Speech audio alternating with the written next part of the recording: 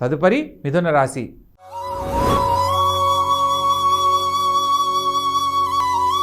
ఈ యొక్క మిథున రాశి జాతకులు అత్యద్భుతమైన యోగాన్ని ఈ వారం పొందబోతున్నారు. ప్రత్యేకంగా తోడబుట్టిన వారి సహకారాల ద్వారా భవిష్యత్తుకు సంబంధించి తీసుకునే నిర్ణయాలలో శుభం చేకూరుతుంది.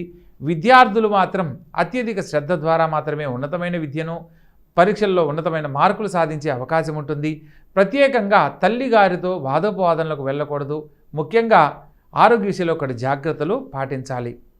ఈ వారంలో మీరు చేపట్టిన ప్రతి పనిలో కూడా స్వతహాగా మీరు తీసుకునే నిర్ణయాల ప్రకారం అనేక రకాలుగా ధన లాభాన్ని చూసే అవకాశం ఉంటుంది. భూములు కొనాలనుకున్న వారు లేదా భూ సంబంధమైన వర్తకులకు, వ్యాపారస్తులకు విశేషమైన లాభాలు పొందడానికి ఇది అనుకూలమైన కాలంగా చెప్పడం జరుగుతున్నది. అదేవిధంగా రాజకీయ రంగంలో రాణించాలనుకున్న వారికి పై అధికారుల యొక్క సహాయ సహకారాలు లభిస్తాయి.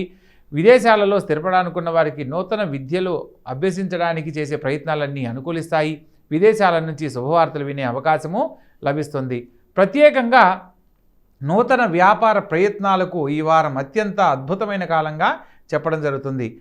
లగ్న చతుర్థాధిపతి అయిన బుధుడు లాభస్థానంలో సంచరించడమే దీనికి ప్రత్యేకమైన కారణంగా చెప్పవచ్చు. అనుకోని ధన లాభాన్ని, ఆర్థిక లాభాన్ని పొందే యోగ్యత లభిస్తుంది.